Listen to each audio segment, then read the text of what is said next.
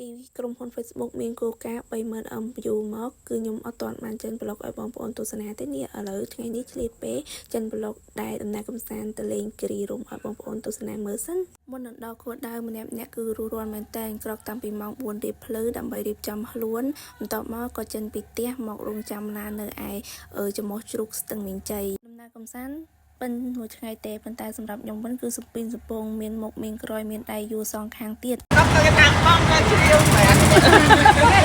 អាយ៉ាសំពីនសំពងអីទៅខ្ញុំងាកមើលទៅបងក៏សំពីនសំពងដែរមានដៃយួរដូចតែខ្ញុំមានត្បូងមុខក្រោយដូចតែខ្ញុំដែរហ្នឹងនិយាយទៅម្នាក់គឺចូលចិត្តឲ្យខ្លួនឯងរវល់នឹងរបស់ជាប់ខ្លួននឹងមែនតើហ្មងហើយអាងអីលូថាហត់រួយដៃរួយជើងអីចឹងទៅតែពិតពេលដែលទៅហ្នឹងចន្លោះពេលដែលទៅដើរលេងគឺតែមួយថ្ងៃទេបងប្អូនប៉ុន្តែត្រៀមរបស់ទៅនឹងគឺពី3ថ្ងៃបានត្រឡប់មកវិញវគ្គនេះគឺវគ្គមិនអទឹកដីគិរីរម្យស្ថិតនៅក្នុងខេត្តកំពង់ស្ពឺហើយបងប្អូនអត់ទាន់ទៅដល់គោលដៅទេគ្រាន់តែឈប់នៅតាមដងផ្លូវទេប៉ុន្តែនាំគ្នាថតដូរស្ទាយពីបេប៉ុសនៅកន្លែងហ្នឹងហើយជាស្រេចនិយាយទៅថ្ងៃដែលទៅដំណើរកំសាន្តគិរីរម្យហ្នឹងបើសិនជាមិនបានថតនៅតាមដងផ្លូវហ្នឹងទេខ្ញុំប្រហែលក៏អត់មានរូបថតសិលឹកអីឲ្យបងប្អូនទស្សនាបានឃើញដែរនេះនិយាយមែនហ្នឹងការទៅលេងគិរីរម្យហ្នឹងគឺខាតពេលច្រើនមែនតើពេលព្រឹកគឺខាតពេលញ៉ាំអាហារពេលព្រឹករឿងយូរដោយសារនេះយើងជិះឡានក្រុងគឺច្រើនអ្នកពេលចុះផ្សារកែងតែបត់ទៅគិរីរម្យហ្នឹងមានផ្សារមួយអញ្ចឹងចុះកន្លែងហ្នឹងទិញបាយទិញអីទៀតខាតពេលកន្លែងហ្នឹងមួយទៀតកន្លែងដែលខ្ញុំថតតាមដងផ្លូវហ្នឹងគឺមានហាងកាហ្វេសម្រាមមួយបងប្អូនហើយនេះខ្ញុំចុះនៅកន្លែងហ្នឹងក៏ស៊ីម៉ោងរឿងយូរដែរទម្រាំតែមកដល់កន្លែងញ៉ាំបាយកន្លែងហែកថ្មីហែកទឹកមានចុះមានអីហ្នឹងបងប្អូនមានចាប់អារម្មណ៍ទេថាទឹកនៅពីក្រោយខ្ញុំនេះ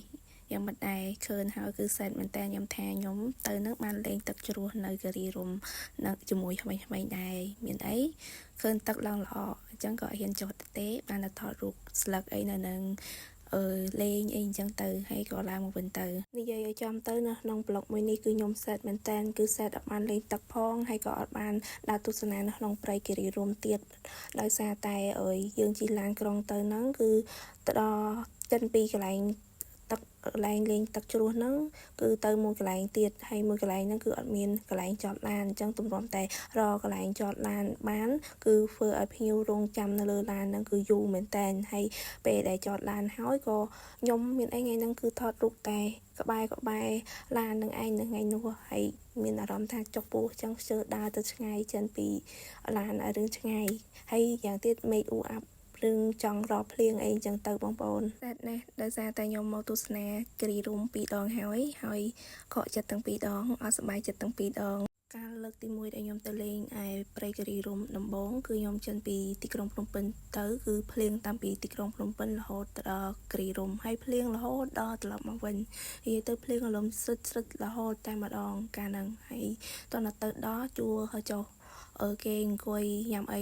នៅនឹងហើយលេងទឹកជ្រោះហើយកាលហ្នឹងទឹកជ្រោះហ្នឹងក៏អត់ល្អដែរប៉ុន្តែគាត់ថាលំរហូតអត់បានចុះលេងអីហែកទឹកទេគាត់តែចុះទៅថតរូបអីទទួលនៅ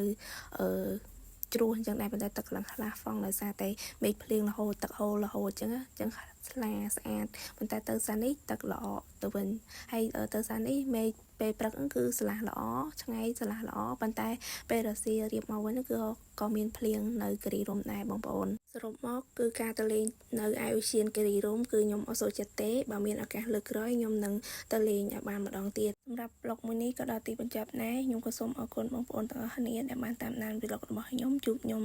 នៅថ្ងៃក្រោយទៀតបាយបាយ